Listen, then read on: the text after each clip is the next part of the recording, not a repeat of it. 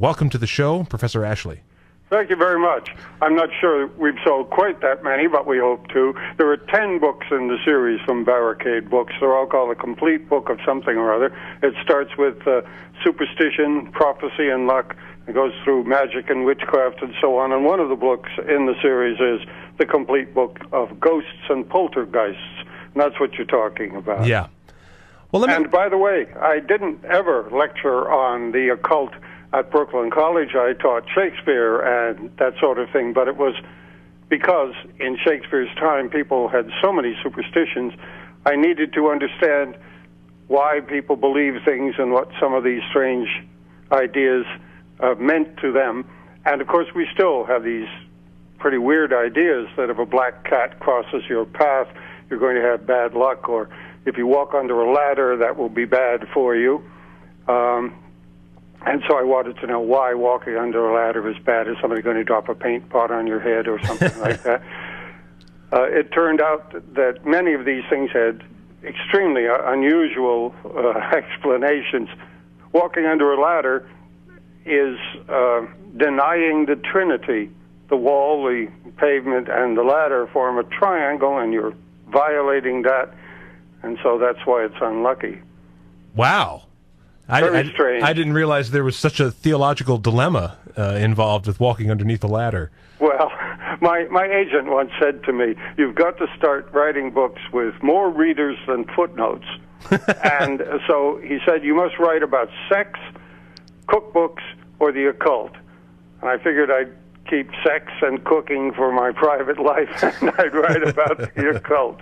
And so I've done 10 books on the subject. The latest one is called Sex Magic. It's doing very well. But with 2 words like that in the title, you can't. Yeah, how can you miss? I started out one time, a long time ago, editing the papers of the Society for Psychical Research. It was founded in the 19th century. We also had a Society for Psychical Research in America, and Henry James, the novelist's brother, William James, a great psychiatrist or psychologist, was one of the founders of that. But this was founded in England by Myers and Podmore and Gurney, and they collected information from people who claimed to have had paranormal experiences. They were trying to see if there was anything in it. And these people were pretty bright. Myers was way ahead of Freud when he started talking about what Freud would call the unconscious. And he was also ahead of Carl Jung, who came up with what he called the collective unconscious, which is something that we're born with that goes way back to fear of darkness or fear of snakes or something like that. You know, this is a primordial. But I was not a believer, which is one of the reasons I was good at editing these papers. You know, I wasn't going to be preaching to the choir, if you know what I mean. But I did go to the Society for Psychical Research, and I said, look, I'm not a believer, and I have to write this elaborate introduction to the reprint of this book. So could you put me in touch with somebody who really knows? I don't say I will agree with this person, but I don't want to make any terrible mistakes. And they introduced me to a man called Guy Lambert, who was a very old man and had retired from being the Deputy Undersecretary for War or something like that. Way before that, he'd been a private secretary to Lord Balfour when he was Prime Minister. And this is a man who, when he was a small child, had Myers come to his school. He went to one of these fancy private schools, and Myers was one of the old boys or graduates of that school. So he came and he spoke to the kids about the paranormal. And Guy Lambert was so taken with this, he devoted the rest of his life to trying to find out whether there really was anything in the claims of spiritualism and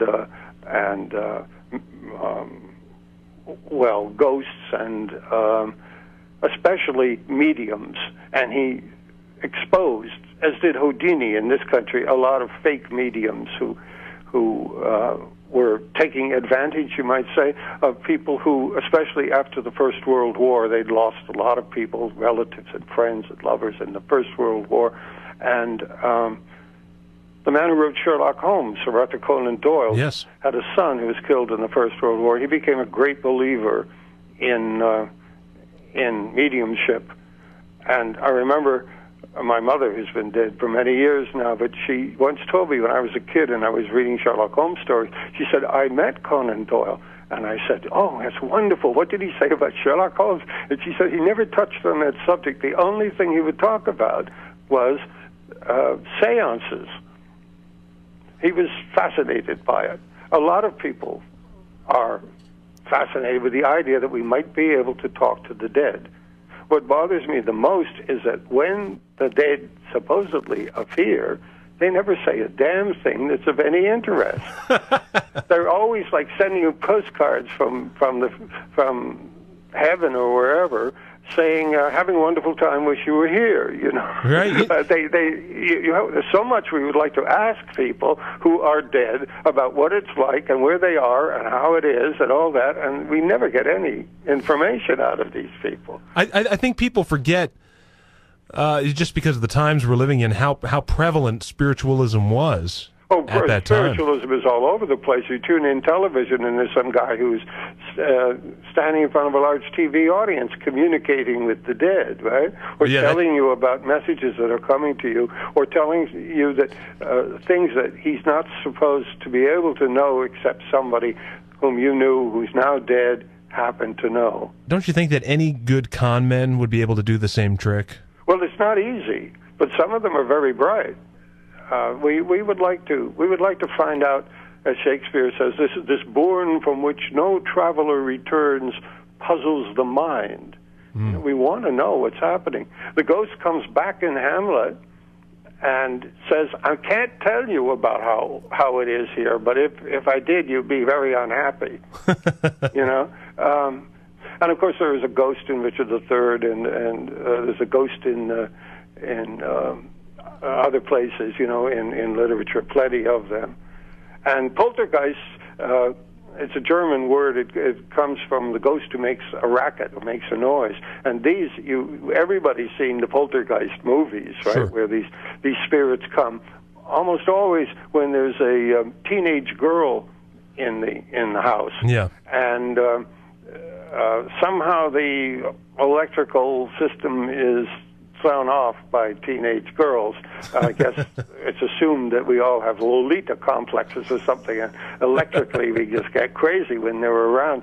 But in this atmosphere, the ghost appears, and the spirits start flinging cups and saucers around and slamming doors and so on. I live in a big old house with doors open and doors closed, but I think it's the house settling. I don't really worry about that. And I have some English relatives who live in a house that's supposedly haunted, and I've never seen the ghost, but my relatives claim that it definitely happened. I said, the next time you see that, I would like you to look at their shoes. They come down the stairs in this restoration costume, you know, so right. 17th century outfit. I said, in that period, right shoes and left shoes were identical. We didn't start making different shoes for each foot until later on. So take a close look, because the photos I've seen of ghosts, they have shoes that match. Yeah. That aren't the same, you know. But they do. Why your clothes should come back with you is another problem. Yeah, that's a mystery. Because especially in those days, you weren't buried in your clothes. You were stripped naked and washed and wrapped up in a sheet called the shroud, and you were buried in that. So if you came back, you didn't have any clothes. You might come in a sheet or something, you know. You know, I'd asked you before if you believed in ghosts, and you said that you believe in people who believe in them. That's what fascinates me. Why do people believe? Why do people sit through vampire movie after vampire movie after vampire movie? In my book, I listed 220 vampire movies.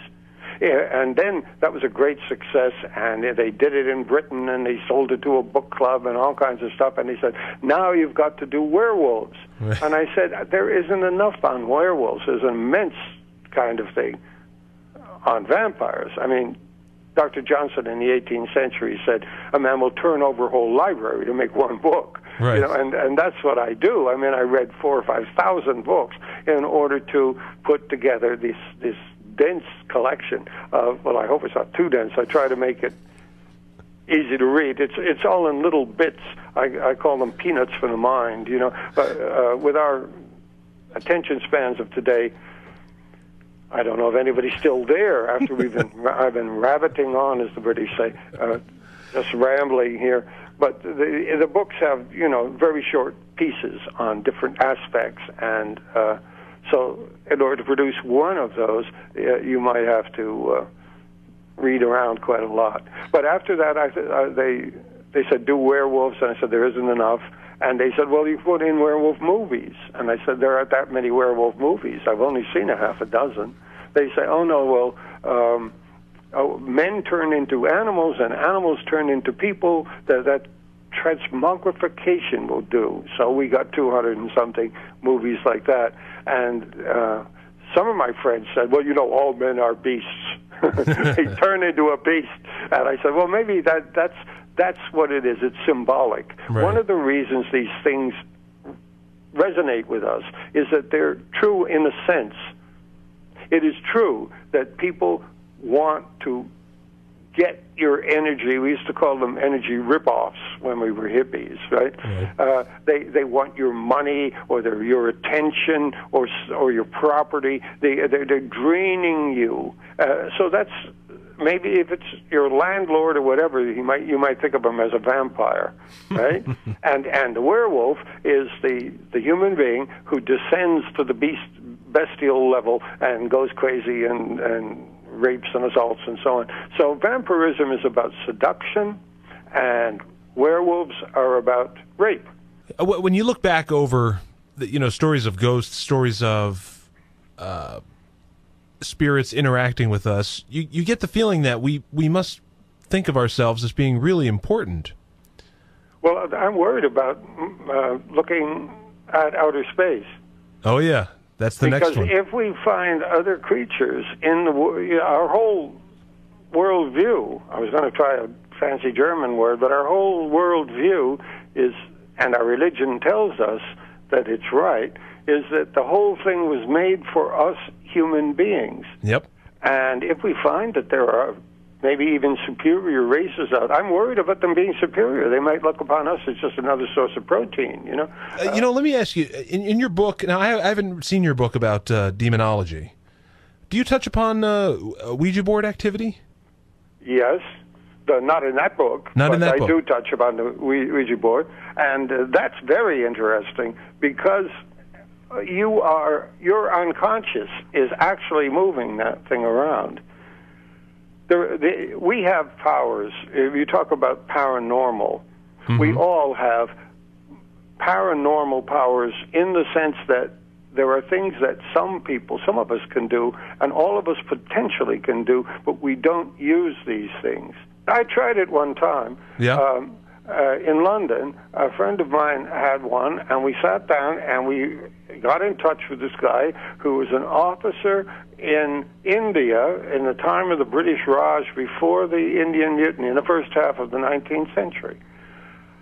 And he was telling us all about his school days and the names of people he went to school with, and how he went to India and what the weather was like, and how he had been told by his uncle, whose name he gave, who lived in a little village in Cheshire, and all this kind of stuff, that you will come back either in a box or rich. This is the only hope. Like, you're the sixth son in the family, and the eldest son gets the title, and the second son goes into the church or something, and there's nothing for you, so you might as well go out to India. We had this elaborate story that we wrote down, and we were getting it all out of this Ouija board, and we were just making it up.